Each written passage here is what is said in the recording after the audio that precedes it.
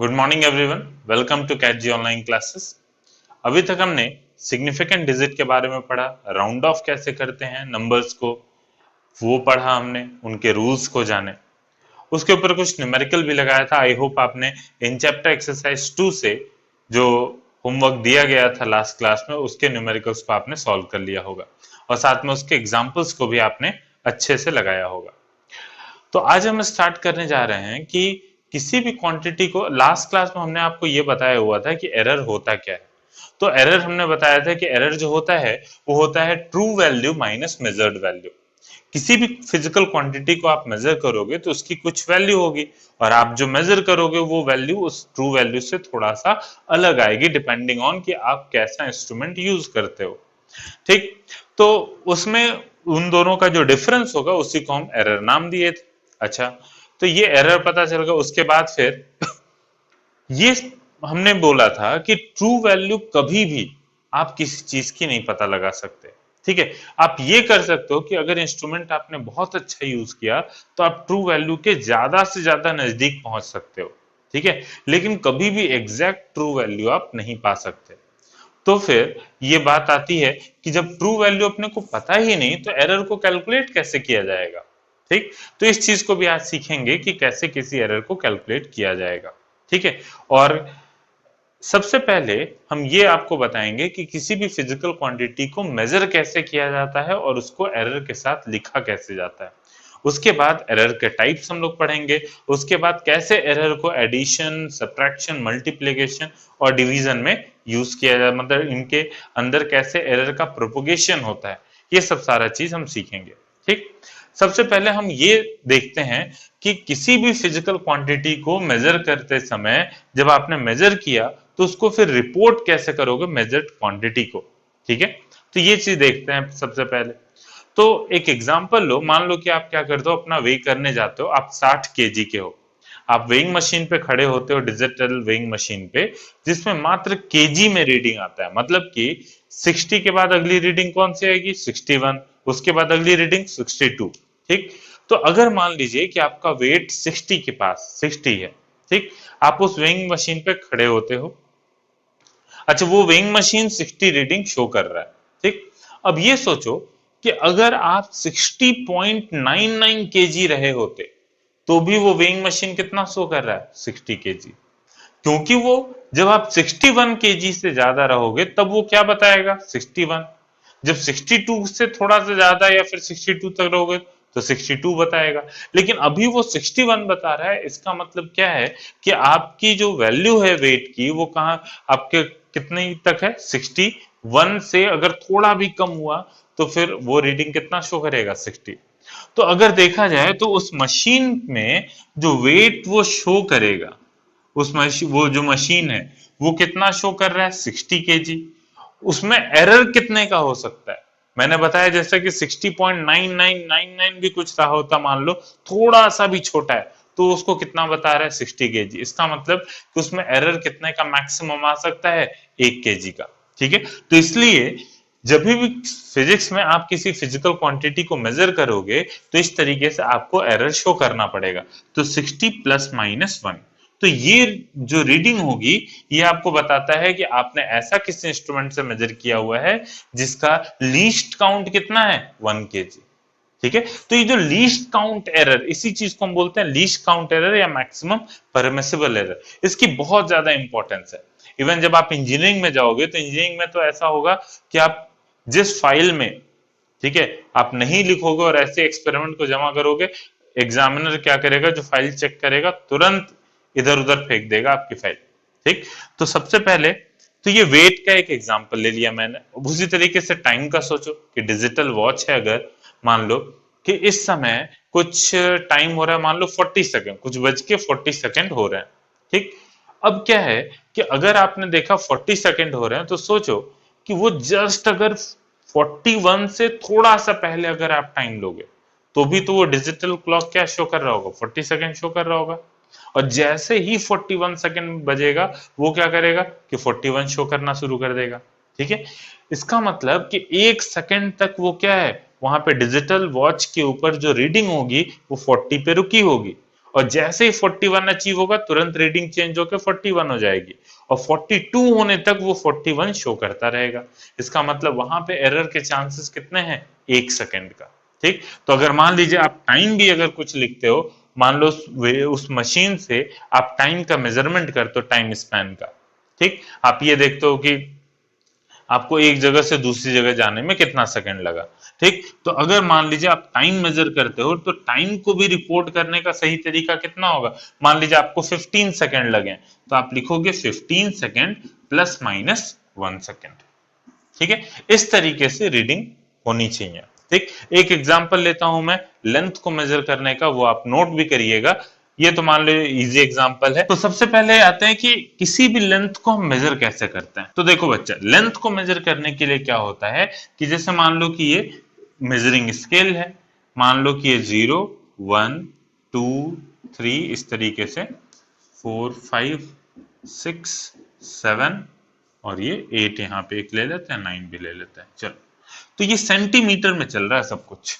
ठीक, अब मान लीजिए कि आपको एक लाइन दी हुई है इतनी बड़ी, ठीक, ये लाइन दे दी गई और इसी का लेंथ आपको मेजर करना है, मान लो इतना हो गया। तो इस लाइन का लेंथ आपको मेजर करना है।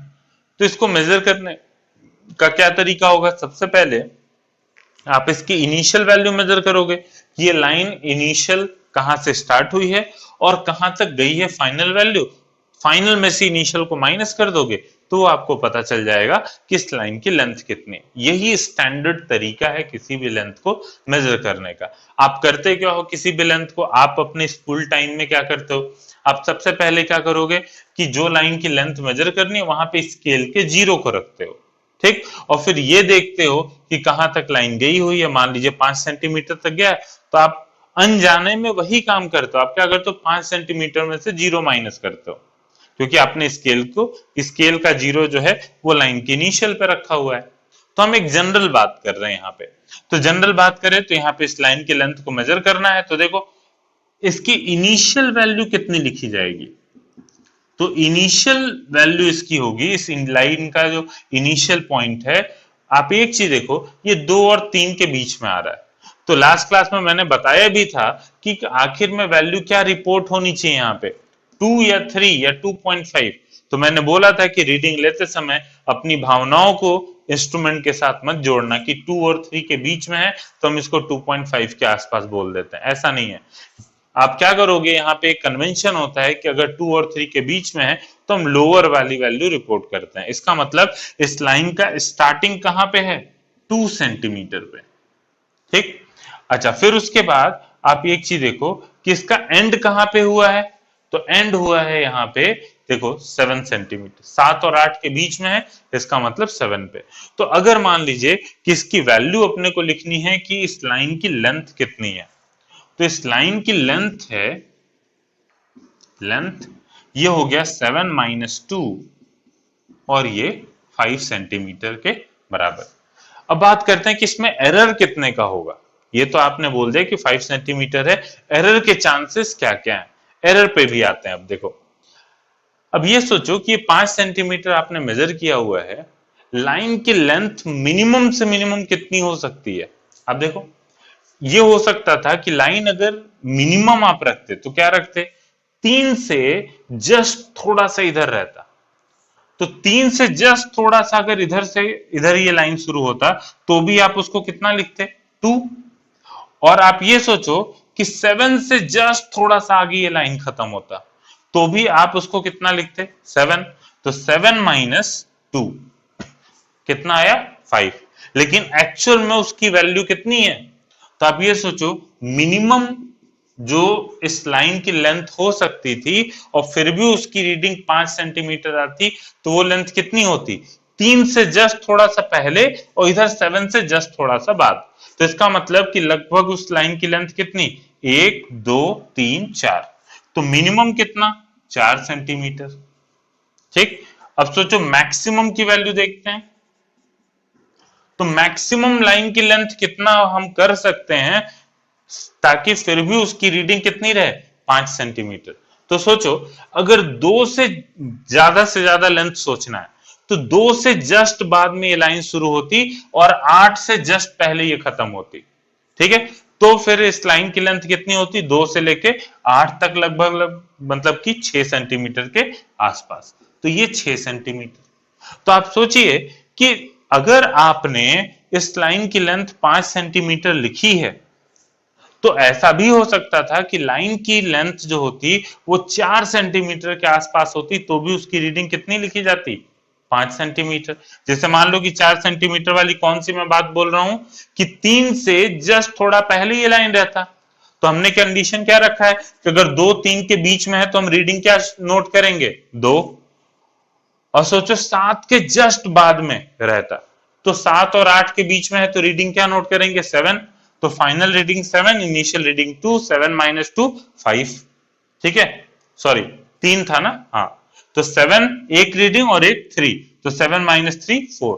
अब सोचो बड़ी से बड़ी लेंथ क्या होती, आप क्या मानते, 2 से जस्ट बाद और 7 से जस्ट 8 से जस्ट पहले। तो 2 से जस्ट बाद तो रीडिंग क्या नोट करते, 2। ठीक, और यहां पे 8 से जस्ट पहले खत्म हो जा रहा है, इसका मतलब 7 8 के बीच में, तो रीडिंग 7, तो भी रीडिंग 5 ही आती, लेकिन एक्चुअल में लेंथ उसकी अप्रॉक्स कितनी होती, 8 माइनस 2 6 सेंटीमीटर के बराबर। तो अगर ये 5 सेंटीमीटर यूज हुआ है, मतलब लिखा गया है, तो आप सोचो कि इसका मतलब कि उस लाइन की लेंथ कहां से कहां तक वेरी कर सकती है, 4 सेंटीमीटर से 6 सेंटीमीटर के बीच में।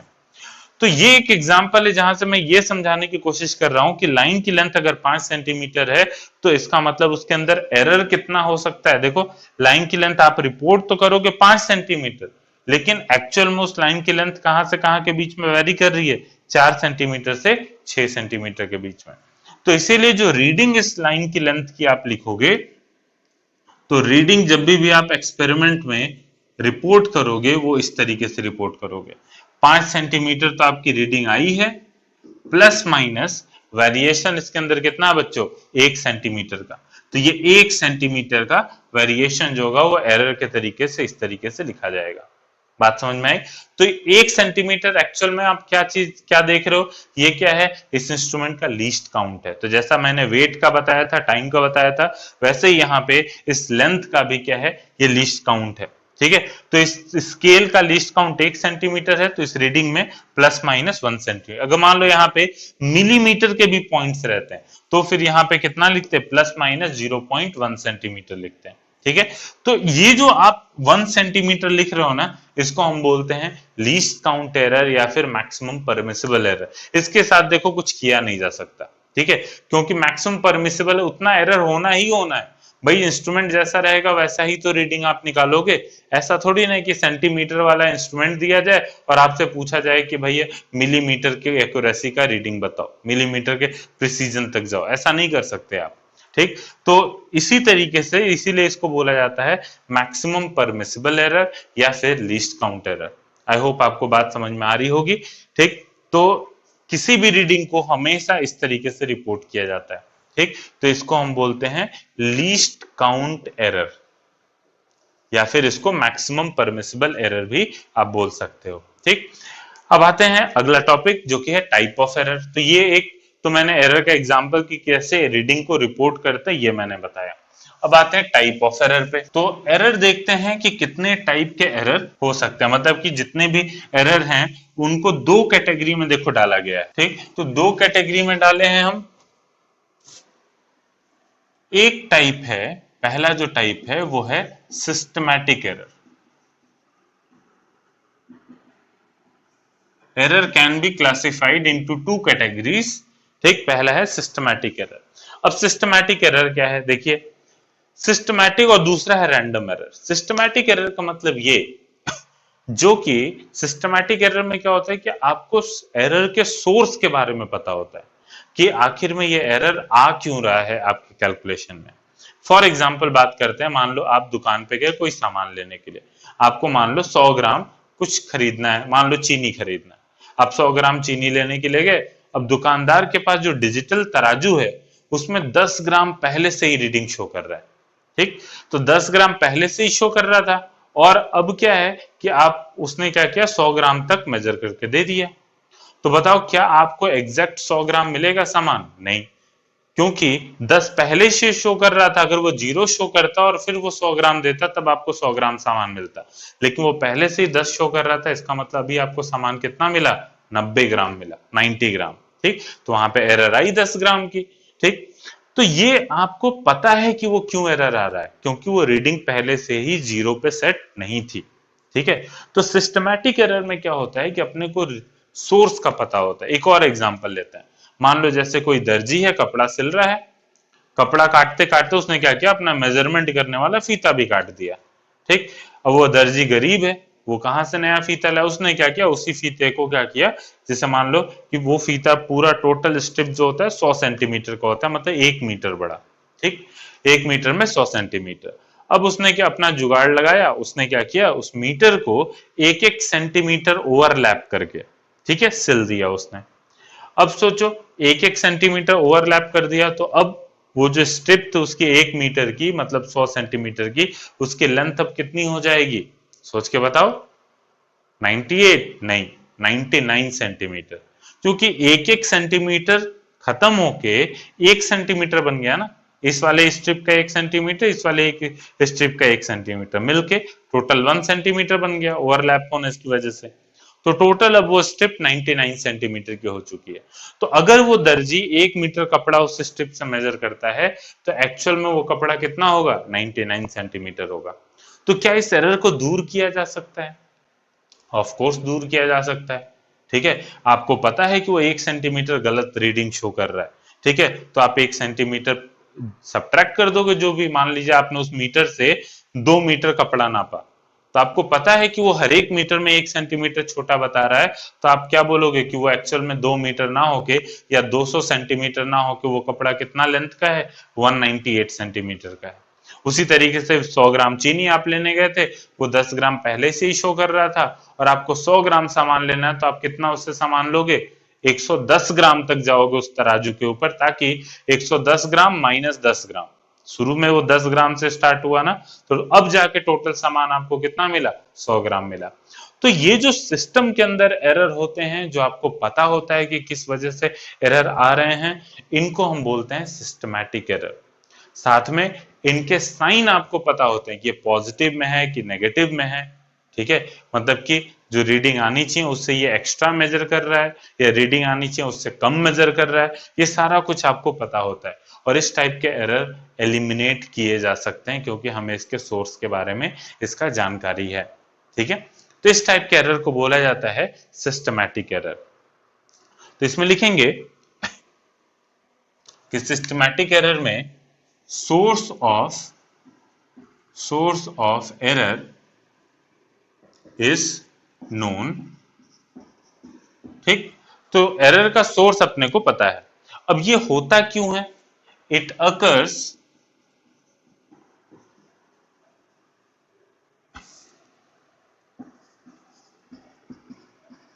ड्यू टू रीजन लाइक, क्या क्या रीजन इसके हो सकते हैं, देखिए पहला है प्रोसीजरल एरर,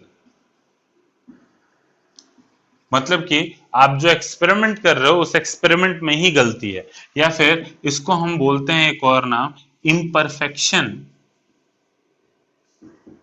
ऑफ टेक्निक। इसका एक एग्जांपल दूंगा मैं कि इसको इम्परफेक्शन ऑफ टेक्निक क्या है। और दूसरा है मिसकैलिब्रेशन।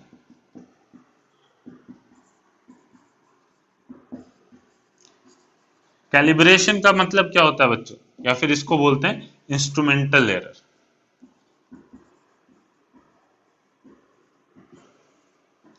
आपको ये पता है कि इंस्ट्रूमेंट के अंदर एरर है।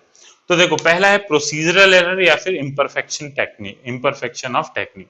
आप एक्सपेरिमेंट करते समय ही गलती कर रहे हो, ठीक है, और आप सही तरीका नहीं फॉलो कर रहे हो उस एक्सपेरिमेंट को करने का, तो उसकी वजह से एरर आएगा। आपको पता है सोर्स का कि हाँ हमने ये गलती की, इस वजह से एरर आ रहा है। ठीक, दूसरा है मिसकैलिब्रेशन। अच्छा, प्रोसीजरल एरर का एक मैं एग्जांपल देता हूं। देखिए, एक हमने डायमेंशन में एक फॉर्मूला पढ़ा था, T is equal to 2 pi root L upon g. ये हमने फॉर्मूला पढ़ा था। ठीक, अभी इसके ऊपर और डिस्कशन करेंगे आने वाले क्लासेस में। अभी थोड़ा सा इसके बारे में जानकारी देनी है, वो मैं बता दे रहा हूँ। ये जब एक्सपेरिमेंट करोगे तो इसमें आप 10th में ये एक्सपेरिमेंट किया होगा कि determination of acceleration due to gravity, ठीक है, by using simple pendulum. 10th में नहीं किया है तो क्लास 11th में आप करोगे स्कूल में। तो देखो इसमें क्या करते हैं कि एक पेंडुलम होगा जिसको हल्का सा स्विंग करते हैं और फिर उसके बाद रिलीज कर देते हैं यहां से। अब ये क्या करेगा, ऐसे बार बार घूमेगा। ठीक, अब इसमें क्या करे कि इसका टाइम पीरियड नोट कर लेंगे कि एक टाइम पीरियड कितने देर का हुआ, और ये टाइम पीरियड रख देंगे वैल्यू, इस पेंडुलम की लेंथ रख देंगे, तो यहां से एक्सेलरेशन ड्यू टू ग्रेविटी की वैल्यू आ जाएगी, जी की वैल्यू जो 9.8 आप पढ़ते हो। ठीक, तो ये वैल्यू आती है, एक्सपेरिमेंट से इसको पता किया जाता है। अब यहाँ पे एक खास बात यह है जो बहुत कम लोग ध्यान नहीं देते हैं इस बात पे। जब आप 11th में जाओगे तो आपको बताया जाएगा, लेकिन 10th तक, अभी 10th में बच्चा एक्सपेरिमेंट करता है तो इस एक्सपेरिमेंट को ऐसे करता है। उसमें प्रिकॉशन में लिखा होता है कि यहाँ पे पेंडुलम को मात्र थोड़ा सा एंगल पे डिस्प्लेस किया जाता है, लेकिन वो मजे के लिए क्या करेगा, पेंडुलम को यहां ले जाके छोड़ेगा। तो इतने बड़े एंगल के लिए ये फॉर्मूला वैलिड ही नहीं है, समझे। तो ये फॉर्मूला वैलिड है मात्र छोटे एंगल के लिए, 4 डिग्री 5 डिग्री एंगल के लिए। लेकिन आप क्या कर रहे हो कि आप पेंडुलम को यहां खींच के छोड़ रहे हो, तो वो फिर बड़े ऑसिलेशन के लिए फॉर्मूला वैलिड ही नहीं होगा। तो आप कैलकुलेशन कर रहे हो इस फॉर्मूले से जो कि उस कंडीशन में अप्लीकेबल ही नहीं है। तो आपने क्या किया, आपने इस एक्सपेरिमेंट को करने का गलत प्रोसीजर फॉलो किया। और जो बच्चा इसको मात्र थोड़ा सा डिस्प्लेस करके करेगा वो सही प्रोसीजर फॉलो करेगा।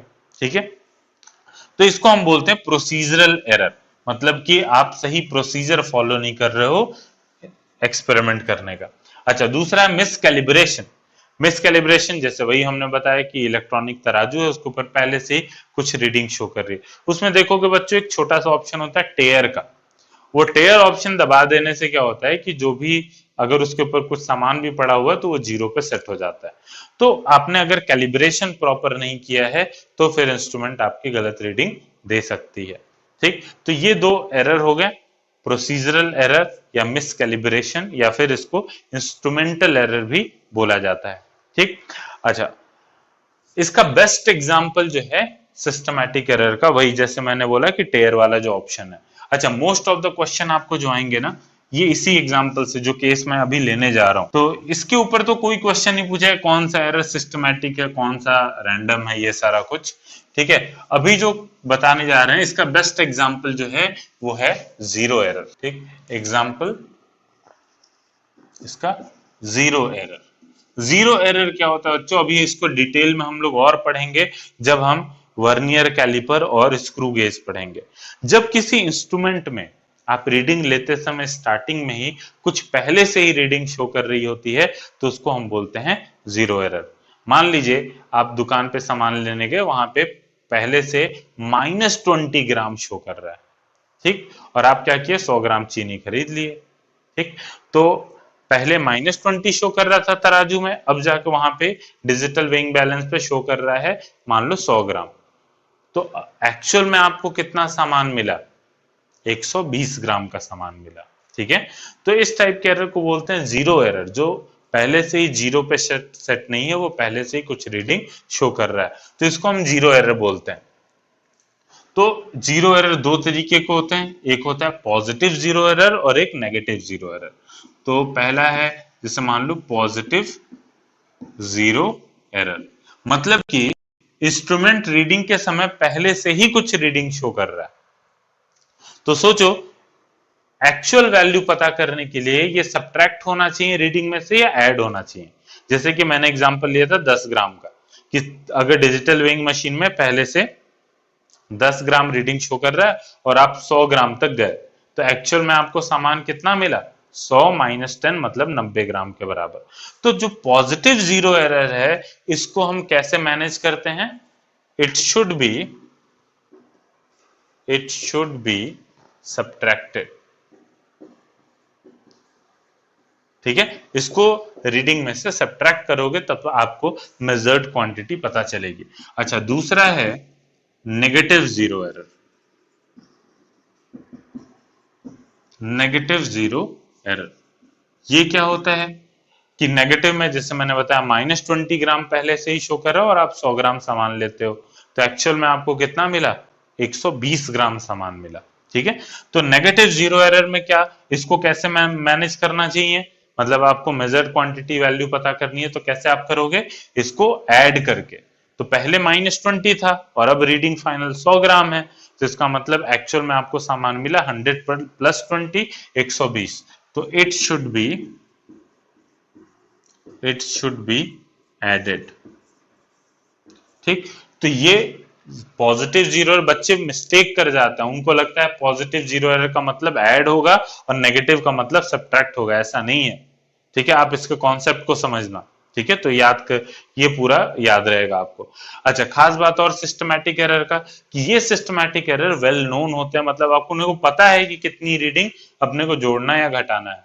ठीक है, साथ में इसका साइन भी नोन होता है, जैसे अगर वो चीज +10 शो कर रहा है तो आप 100 ग्राम सामान लिए, फिर 200 ग्राम सामान लीजिए, कुछ भी आप और रीडिंग लेते जाओगे, उसकी हमेशा वो एरर कितने का शो करेगा, +10 का ही शो करेगा। वही -20 वाला जो वेइंग मशीन था, वो हमेशा एरर -20 का ही शो करेगा। तो इस टाइप के जो एरर होते हैं, इनका साइन नोन होता है, मैग्नीट्यूड नोन होता है, तो इनको मैनेज किया जा सकता है अच्छे से।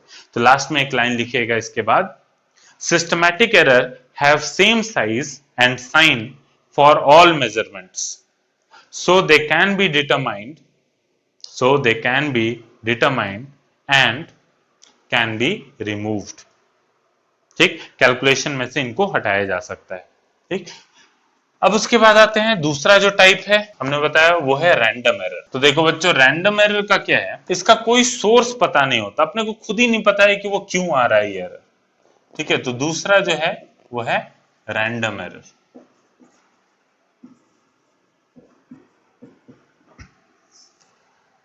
तो इसका सोर्स अपने को पता नहीं है, source of error is not known, पता ही नहीं है क्यों आ रहा है। ठीक, तो जैसे मान लीजिए कि आप क्या करते हो, वही पेंडुलम वाला ही एक्सपेरिमेंट मान लो कर लेते हो। आप पेंडुलम वाला एक्सपेरिमेंट करो, पेंडुलम को हिला के आपने छोड़ दिया, अब क्या हुआ, हवा बह गई, वहीं पे हवा बह गई, उसने पेंडुलम को थोड़ा और हिला दिया। ठीक, तो उसकी वजह से एरर आ गया। तो ये जो एरर होता है वो बेसिकली क्या होता है, दो वजह से आता है। एक तो ऑपरेटर के अंदर ही दिक्कत है, मतलब कि जैसे मान लो कोई लेंथ मेजर कर रहा है, उसकी आंख में ही प्रॉब्लम है, उसको क्लियर दिख ही नहीं रहा है, तो जो रीडिंग 2 होनी चाहिए वो उसको कभी 1 लिख रहा है, कभी उसको 3 लिख रहा है, इस टाइप का एरर है। ठीक, तो एक तो ऑपरेटर के अंदर ही प्रॉब्लम है, तो इस टाइप का वो भी एरर हो सकता है। दूसरा, एक्सटर्नल कंडीशन थोड़ी भी अगर चेंज हो जाती है, सराउंडिंग कंडीशन, तो वहां पे भी एरर है। मान लो कि यही चीज मेजर कर रहे हो, बगल से कोई ट्रक गुजर गई, वाइब्रेशंस आ गए। ठीक, तो वो क्या करेगा, एक्सपेरिमेंट को वहां पे थोड़ा सा अफेक्ट करेगा। तो ये जो एरर होते हैं, ठीक, इनके कॉज को नहीं पता, ये जो अकर करते हैं, दे अकर ड्यू टू, पहला ऑपरेटर,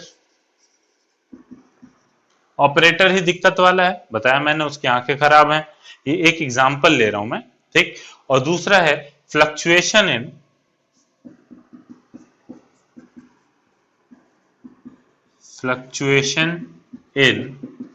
एक्सटर्नल कंडीशन।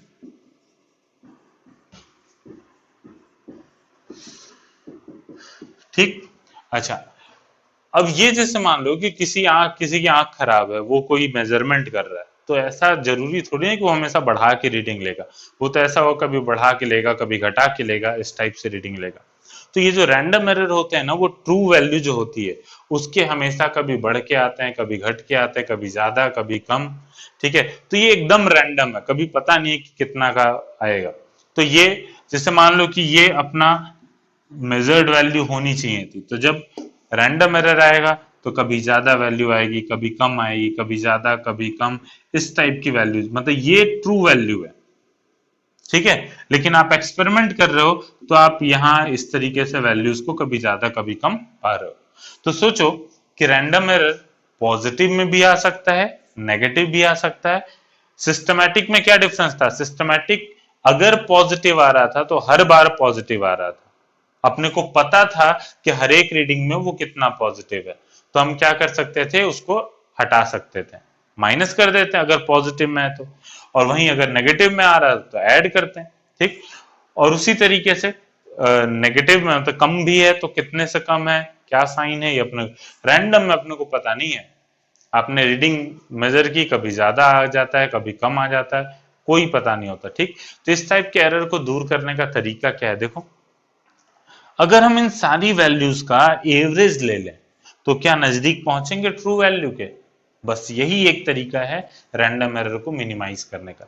इसको आप एकदम तो दूर नहीं कर सकते, लेकिन हाँ कम कर सकते हैं रीडिंग्स बहुत सारी लेके और उनका एवरेज लेके।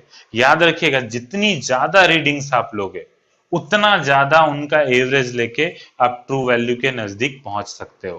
ठीक है, तो रैंडम एरर में ये इनके दो रीजन आ गए। ठीक, इसमें एक लाइन लिखिएगा, स्क्रीन को पॉज करके इतना लिख लो, उसके बाद फिर नीचे एक लाइन लिखो, टू मिनिमाइज और estimate random error we perform experiment many times and average reading is considered as true value. Full stop. Random error has no fixed sign or size. ठीक है, कोई फिक्स साइज और sign नहीं है। कभी 0.1 का भी एरर आ सकता है, कभी 0.01 का भी आ सकता है, कभी पॉजिटिव भी आ सकता है, कभी नेगेटिव भी आ सकता है। ठीक, अब बात आते हैं कि भाई हमने ये तो बोल दिया कि भाई इसका एवरेज लेना है, लेकिन कैसे लेना है उसका एक एग्जांपल लेके आपको दिखाते हैं। देखो, जैसे कि अभी हमने बोला कि कई बार एक्सपेरिमेंट्स करना होता है। ठीक है, तो आपने क्या किया, एक्सपेरिमेंट कई बार किया और आपको एक्सपेरिमेंट रीडिंग्स, एक ही चीज का एक्सपेरिमेंट कई बार आप कर रहे हो, आपको रीडिंग क्या क्या मिली? पहली बार एक्सपेरिमेंट किया, मान लेते हैं R1 रीडिंग मिला, फिर R2, फिर R3, और ऐसे ही करके आपने n टाइम्स रीडिंग ली। ठीक, तो इसका मतलब R एवरेज, रीडिंग की एवरेज वैल्यू क्या होगी?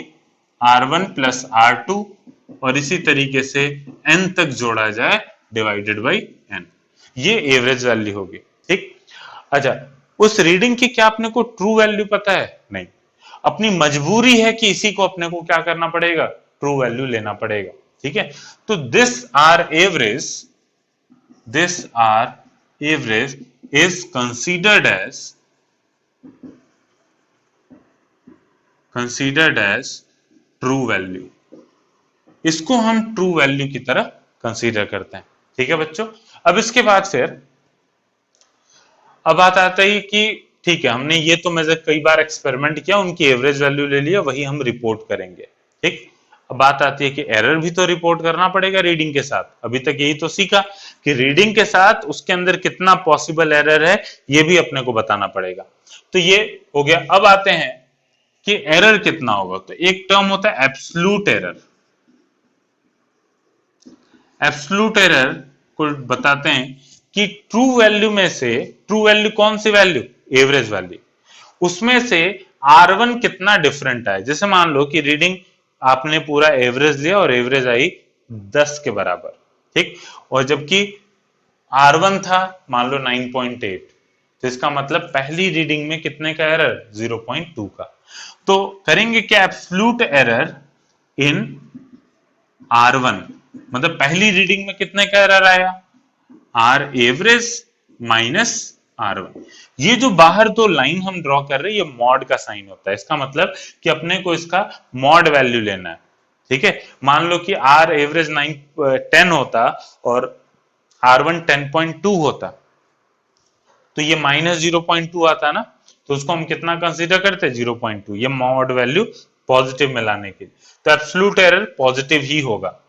तो एब्सोल्यूट एरर इन R2, ये क्या होगा? R average minus R2। इसका मॉड। ठीक, इसको हम रिपोर्ट कर रहे हैं एब्सोल्यूट एरर इन R1, इसको हम डेल्टा R1 से रिप्रेजेंट कर रहे हैं। ठीक है, उसी तरीके से एब्सोल्यूट एरर इन R2, इसको हम रिप्रेजेंट कर रहे हैं, इसको R1 इक्वल डेल्टा R2, यह है एरर इन R2, इसको ऐसे निकाल लिया। उसी तरीके से करते करते अगर डेल्टा Rn तक जाते हैं तो Rn तक क्या होता, R एवरेज माइनस Rn। ठीक, तो ये सारी रीडिंग्स में हमने क्या किया, एब्सोल्यूट एरर को कैलकुलेट कर लिया। अब बात आती है कि रीडिंग रिपोर्ट करना है, तो आप ये वाली रीडिंग तो आप रिपोर्ट करोगे कि भाई ठीक है इतनी एक्सपेरिमेंट में रीडिंग आई। एरर क्या रिपोर्ट करोगे, R1, R2, R3 या Rn? सही कहा, इन सब का एवरेज। जैसे कि आपने क्या किया, रीडिंग्स का एवरेज लेके आप रिपोर्ट कर रहे हो, वैसे ही अगर एरर के बारे में रिपोर्ट कर रहे हो तो एरर का भी एवरेज होना चाहिए। ठीक है, तो उसी तरीके से ये जब एरर आ जाएगा आपके पास तो आप फिर क्या करोगे, इसको नोट कर लीजिएगा। ठीक, आप एरर का भी एवरेज लोगे, तो एरर का अगर एवरेज लिया जाए तो डेल्टा आर एवरेज हम निकालते हैं, तो डेल्टा आर एवरेज हो जाएगा delta R1 plus delta R2, और इन सबको जोड़ते जाते हैं प्लस डेल्टा Rn, और ये डिवाइडेड बाई n। ठीक है, तो ये बच्चों आ गया डेल्टा आर एवरेज, इसका मतलब जो एरर हमने कैलकुलेट किया सारे एक्सपेरिमेंट में उनका एवरेज वैल्यू। ठीक है, तो रैंडम एरर का बच्चों साइन तो पता नहीं अपने को, ये ज्यादा भी हो सकता है कम भी हो सकता है, तो इसका मतलब कि जो रीडिंग होनी चाहिए, रीडिंग को रिपोर्ट आप कैसे करोगे कि आपको कितनी वैल्यू मिली है, आर एवरेज, ये रीडिंग कितनी आई आपकी, उसके अंदर एरर कितना हो सकता है, डेल्टा आर एवरेज। ठीक है, एरर का एवरेज वैल्यू। इस तरीके से आप किसी भी एक्सपेरिमेंट के अंदर रीडिंग्स को कैलकुलेट करते हैं। आई होप आपको समझ में आ गया होगा। अभी एक एग्जांपल भी लेंगे, उससे पहले कुछ चीजें मैं बता दूं कि एब्सोल्यूट एरर आप समझे क्या था, आर एवरेज माइनस R1, वो पहली रीडिंग का एब्सोल्यूट एरर। इस तरीके से ये एक टर्म होता है रिलेटिव एरर। अब रिलेटिव एरर को कैसे समझे, ये देखिए, जैसे मान लो कि एक बच्चा है, कोई स्टूडेंट ए है और बी है। ठीक है, मैं कहूं कि ए को मिले हैं मान के चलो 9 मार्क्स, ठीक, बी को मिले हैं मान लेते हैं बी को मिल गए मान लो 27 मार्क्स। ठीक, तो बी को 27 या सीधे सीधे 30, चलो और बढ़ा देते हैं, 30 मार्क्स मिले। अब बोलूं कि ए ज्यादा पढ़ने में तेज है कि बी ज्यादा पढ़ने में तेज है, आप क्या बोलोगे? ठीक, मार्क्स को देख के क्या लग रहा है कि बी ज्यादा पढ़ने में तेज है, लेकिन आपका यहाँ पे एक वाजिब सा क्वेश्चन ये आना चाहिए कि सर आप मार्क्स तो बता रहे होगे इनके कितने मिले, लेकिन कितने में से कितने मिले ये तो बताइए। हो सकता है देखो मार्क्स को देख के क्या लग रहा है बी तेज है, लेकिन हम कहें कि बी को 30 मार्क्स मिले हैं 100 में से ये 30 मार्क्स पाया है, और ए को 9 मार्क्स मिले हैं 10 में से। अब बताओ कौन पढ़ने में तेज हुआ? इसको 30% मार्क्स मिले, इसको 9% मार्क्स। ठीक, अरे इसको 90% मार्क्स मिले, तो इसका मतलब ए जो स्टूडेंट है वो पढ़ने में तेज है। तो उसी तरीके से जैसे यहाँ पे मार्क्स कितने में से कितना पाया ये ज्यादा इंपॉर्टेंट है टोटल मार्क्स के कंपैरिजन। तो उसी तरीके से आप एक चीज देखो कि अगर कोई स्टूडेंट ए है, उसने क्या किया, मान लो यहां से कैंट स्टेशन की दूरी जो है रेलवे स्टेशन की वो 3 किलोमीटर है। हमने बोला कि भाई कि आप क्या करो यहां से कैंट स्टेशन की डिस्टेंस नापो। उसने क्या किया 3 किलोमीटर नापा, और प्लस माइनस, स्टूडेंट अच्छा है फिजिक्स पढ़ा हुआ है, तो प्लस माइनस 0.1 किलोमीटर उसने बोल दिया। ठीक है, अच्छा स्टूडेंट बी को हमने बोला कि यहां से वाराणसी रेलवे स्टेशन से आप क्या करो पटना रेलवे स्टेशन तक की दूरी निकालो। ठीक है, उसने कैलकुलेट करना शुरू किया, मेरे को एग्जैक्ट दूरी नहीं पता है लेकिन फिर भी एक अंदाजा मैं लिखता हूं, मान लो 500 किलोमीटर। ठीक है, और प्लस माइनस 0.2 किलोमीटर उसने बोला। अब मैं कहूं कि किसने ज्यादा एक्यूरेटली रीडिंग पता की है? ठीक, तो आप ये देखो एरर किसके अंदर ज्यादा है, बी वाले के अंदर, ठीक है 0.2। लेकिन ये भी तो देखो कि उसने कितना ज्यादा लेंथ मेजर किया है, 500 किलोमीटर, ठीक है। तो 500 किलोमीटर में 0.2 का एरर है और यहाँ पे 3 किलोमीटर में ही 0.1 का एरर है, ठीक है। तो किसकी रीडिंग ज्यादा अच्छी है, बी वाले की रीडिंग ज्यादा अच्छी है। तो यहाँ पे रिलेटिव काम होता है, मतलब कि आप ये देखो कि प्रति 3 किलोमीटर में ये 0.1 किलोमीटर का एरर किया, इसका मतलब प्रति 1 किलोमीटर में कितना ये एरर किया होगा, 0.1 डिवाइडेड बाई 3, इसका 0.2 डिवाइडेड बाई 500। ये रिलेटिव एरर बोला जाता है कि कितना एरर किया गया कितने में, ठीक है। ये वैल्यू ज्यादा मीनिंगफुल है इवन मतलब इसको देखने के कंपैरिजन में कि कितने का एरर है। तो रिलेटिव एरर हम ज्यादा यूज करेंगे कैलकुलेशंस में, ठीक है। तो रिलेटिव एरर को डिफाइन करते हैं, फॉर्मूले अभी देख लीजिए। रिलेटिव एरर, रिलेटिव एरर जो होगा delta R average divided by R average. अच्छा, यही इसी तरीके से तो आपके मार्क्स भी आते हैं, 10 में से 8 मार्क्स पाया तो 8/10। 8/10 का मतलब क्या हो गया, 0.8। मतलब कि अगर 1 मार्क्स का एग्जाम होता तो आपको कितने मार्क्स मिलते, 0.8 मार्क्स मिलते हैं। उसी तरीके से ये रीडिंग क्या बताता है, मान लो कि आपने एरर है 1 का और 10 में 10 का मेजरमेंट किया, एरर 1 का आया, तो अगर 1 का मेजरमेंट करते तो एरर कितने का था, 0.1 का। यही रिलेटिव है, ठीक। तो यहाँ पे अब आते हैं परसेंटेज एरर। परसेंटेज कैसे निकालते हैं बच्चा, इसी में क्या करें, परसेंटेज एरर के लिए 100 से मल्टीप्लाई कर दें। तो परसेंटेज एरर कि कितना परसेंट एरर आया, R average divided by delta R average divided by R average multiplied by 100। तो ये आ गया परसेंटेज एरर। तो ये याद रखना, एब्सोल्यूट एरर आर एवरेज मतलब आर एवरेज में से R1 माइनस करेंगे, आर एवरेज में से R2 माइनस, ये एब्सोल्यूट एरर हो जाएंगे। सारे एब्सोल्यूट एरर का एवरेज निकालेंगे, ठीक है, वही रीडिंग में रिपोर्ट होगी। Relative error delta R average divided by R average, और ये सारे फॉर्मूले इतना याद रखिएगा, ठीक। एक एग्जांपल ले लेते हैं, ये फॉर्मूला नोट कर लीजिए। मैं एक एग्जांपल लेता हूं। एक स्टूडेंट है, मान लीजिए वो वही पेंडुलम वाले एक्सपेरिमेंट से एक्सेलरेशन ड्यू टू ग्रेविटी की वैल्यू कैलकुलेट करता है, ठीक है।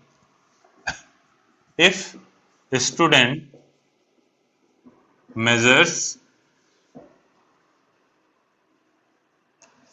acceleration due to gravity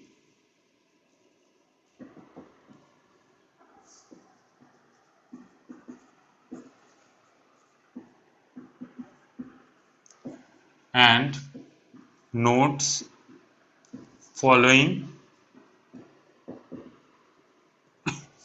readings, ठीक, क्या क्या रीडिंग उसको मिला देखिए, 9.6, 9.8, 9.4, 10, 10.2। ये मान लेते हैं कि अपने को 5 रीडिंग उस स्टूडेंट को मिली, ठीक। तो अब देखिए R1, R2, R3, R4, R5, ये 5 रीडिंग उस स्टूडेंट को मिल चुकी है, ये 5 रीडिंग उसने कैलकुलेट की। अब सोचिए कि इसका मतलब कि वो रीडिंग रिपोर्ट क्या करेगा, तो सबसे पहले वो क्या कैलकुलेट करेगा, आर एवरेज। तो आर एवरेज कैलकुलेट करेगा। हम उस स्टूडेंट के लिए ये निकालने जा रहे हैं कि वो आंसर कैसे रिपोर्ट करेगा। ये 5 एक्सपेरिमेंट करने के बाद ये पांचों को थोड़ी ना बोलेगा कि हाँ हमारा एक्सेलरेशन ड्यू टू ग्रेविटी इतना है, वो तो कोई एक वैल्यू लेगा ना, और रैंडम एरर की वजह से ये सारे वैल्यूज अलग अलग आए हैं। तो अब देखिए R average 9.6 plus 9.8 plus 9.4 plus 10 plus 10.2 whole divided by 5, 5 quantities हैं। अब ये डिवाइड करें अगर तो ये आ जाएगा 9.8 मीटर पर सेकेंड स्क्वायर।